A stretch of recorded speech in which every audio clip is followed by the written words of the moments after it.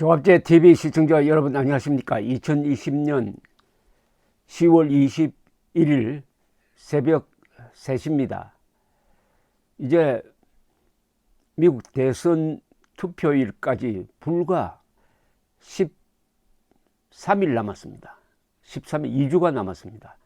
그런데 판세가 좀처럼 바뀌지 않습니다.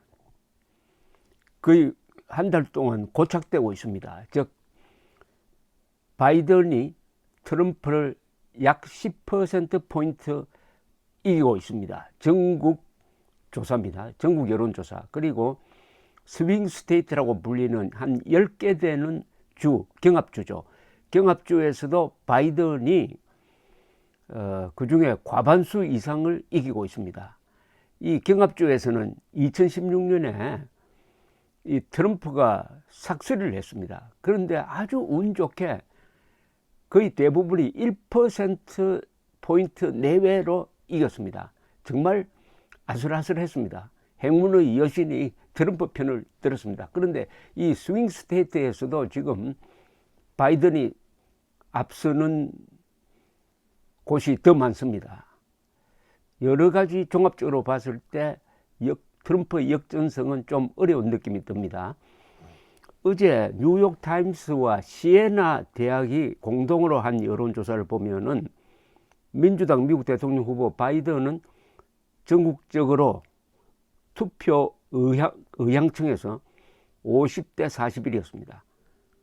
50% 바이든, 41% 트럼프. 그러니까 9%포인트 차이가 납니다.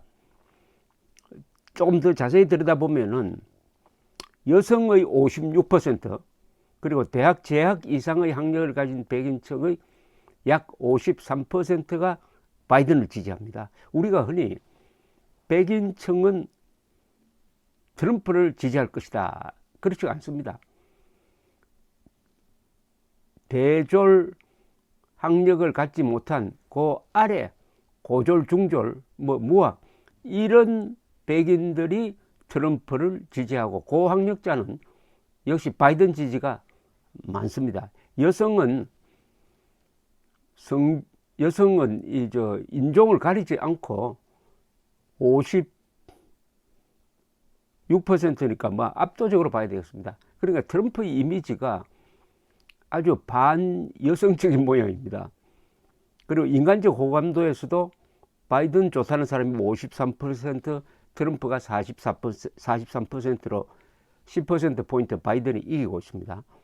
그런데 전 연령층에서 바이든이 리드하고 있는데 특히 18세에서 29세 사이 이 학생층이죠.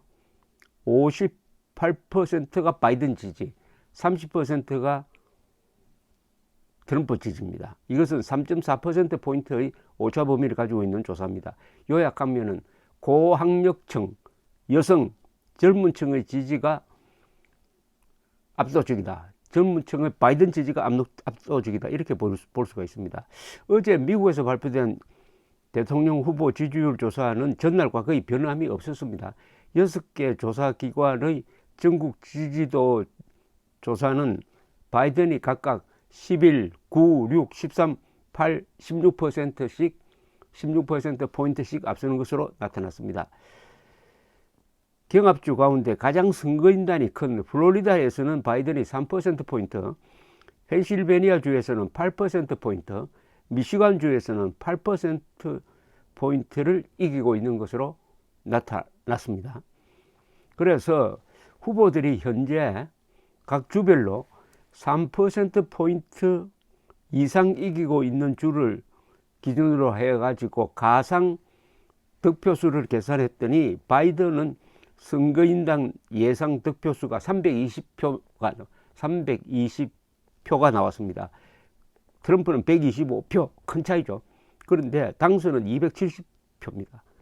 270표만 얻으면 당선되는데 바이든은 320표를 얻는 현재까지 얻는 걸로 나오고, 여기에 또 요새 여론조사가 2016년에 여론조사가 잘 맞지 않아 가지고 여론조사 기관이 아주 혼이 났습니다. 그래서 요새 여론조사한 거 보면은 2016년처럼 틀렸을 경우, 2016년처럼 트럼프가 실제 여론조사보다 더 많이 받는 그까지 예상을 해가지고 계산을 해도 바이든이 319표, 트럼프가 219표, 어느 쪽이든 트럼프의 참패 구도로 되어 있습니다.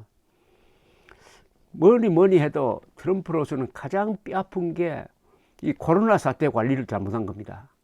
우한 폐렴, 즉 코로나가 미국으로 접근할 때 제대로 차단하지 못하고, 그러니까 어떻게 보면은 중국발 코로나 사태로 트럼프가 지금 무너지고 있습니다.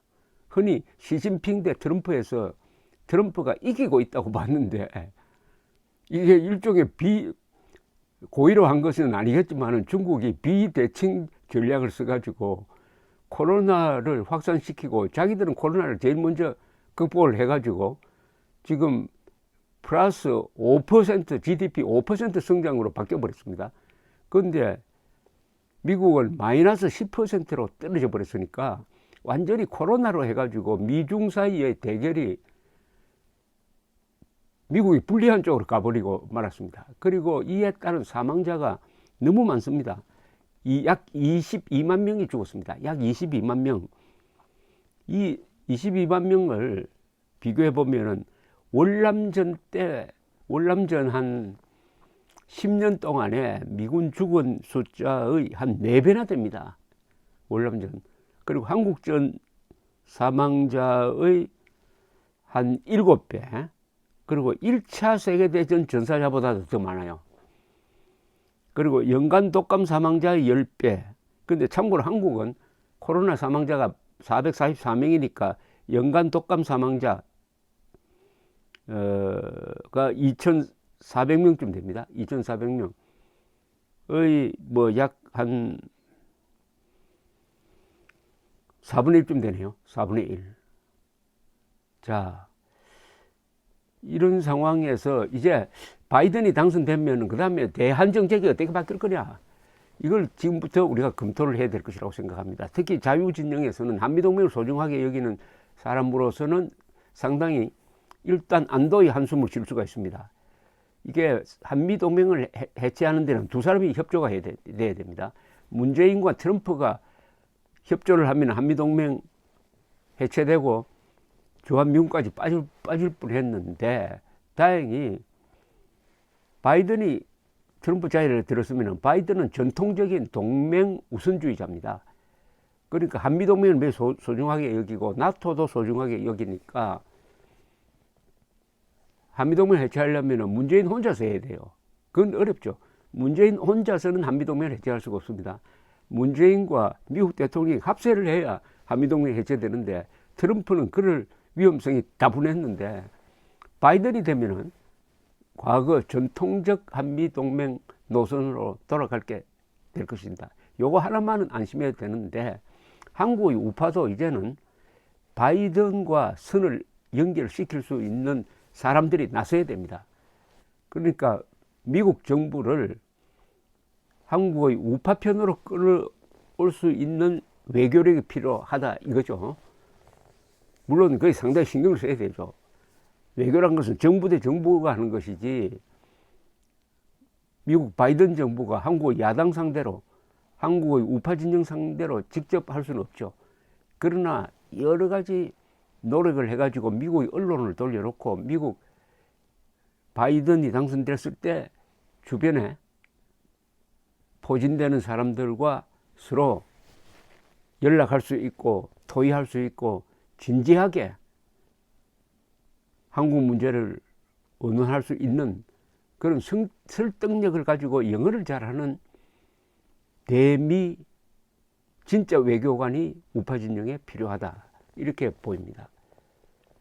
우리나라 역대 대통령 중에서 미국과 사이가 나빠가지고 쓸데없이 고생한 사람들이 몇 사람 있습니다.